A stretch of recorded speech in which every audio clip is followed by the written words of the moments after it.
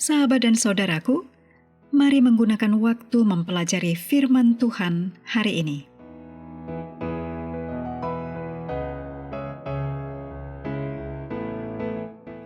Hari Minggu tanggal 21 Desember, judulnya Kamu Ada di Sana.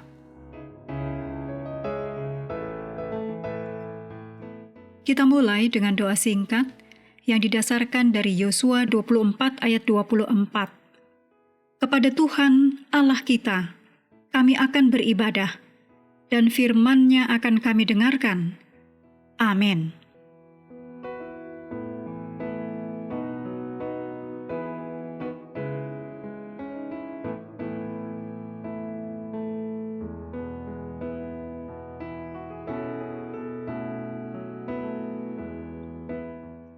Dalam Yosua 24 ayat 1 dikatakan, kemudian Yosua mengumpulkan semua suku orang Israel di Sikem. Dipanggilnya para tua-tua orang Israel, para kepalanya, para hakimnya, dan para pengatur pasukannya. Lalu mereka berdiri di hadapan Allah. Sikem adalah tempat di mana Abraham membangun mezbah pada saat kedatangannya di tanah itu, dan di mana Allah pertama kali memberikan janji tanah itu kepadanya. Sekarang, ketika janji-janji yang diberikan kepada Abraham telah digenapi, Israel memperbarui perjanjian dengan Allah di tempat di mana janji pertama kali diberikan. Seruan Yosua mengingatkan kita pada kata-kata Yakub untuk menjauhkan allah-allah asing yang ada di tengah-tengahmu.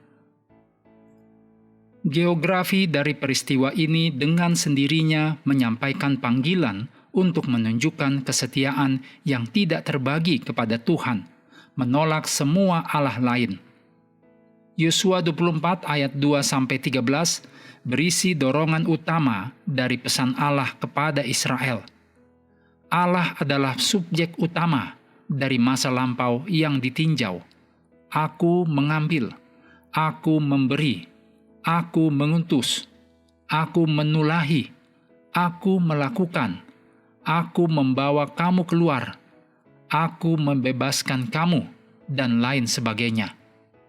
Israel bukanlah tokoh utama dalam cerita ini, melainkan objeknya. Tuhanlah yang menciptakan Israel.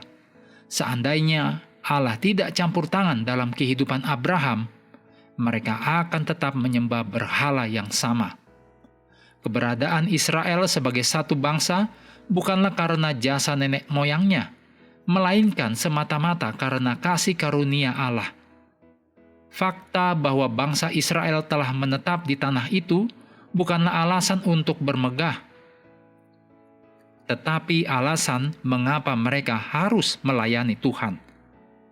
Ucapan Tuhan mengandung pergeseran yang terjadi 5 kali antara kamu dan mereka, yaitu bapak-bapak leluhur.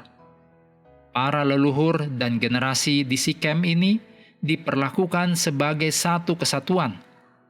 Yosua berusaha menunjukkan apa yang telah ditegaskan Musa dalam Ulangan 5 ayat 3, bahwa Tuhan tidak membuat perjanjian hanya dengan para leluhur, tetapi juga dengan semua orang yang hadir pada saat Yosua berpidato. Sebagian besar orang yang ada di sana tidak mengalami peristiwa Eksodus atau keluar dari Mesir. Tidak semua dari mereka ada di Horeb.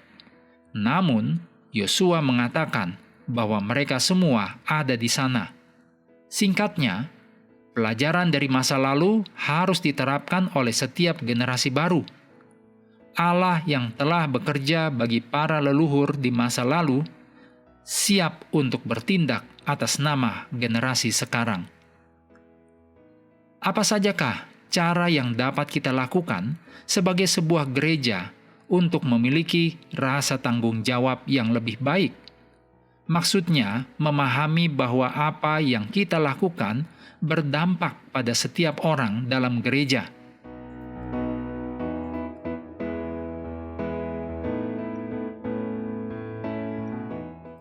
Mengakhiri pelajaran hari ini, mari kembali ke ayat inti Yosua 24 ayat 15. Tetapi jika kamu anggap tidak baik untuk beribadah kepada Tuhan, pilihlah pada hari ini kepada siapa kamu akan beribadah. Tetapi aku dan seisi rumahku, kami akan beribadah kepada Tuhan. Bagi sahabat yang perlu kelanjutan pelayanan audio ini, dapatkan juga di channel ARA di Spotify Creator dan FB. Sahabat juga perlu melengkapi waktu untuk bersekutu dengan Tuhan setiap hari dengan bacaan Alkitab sedunia, percayalah kepada nabi-nabinya yang melanjutkan dari 1 Samuel pasal 13. Tuhan memberkati kita semua.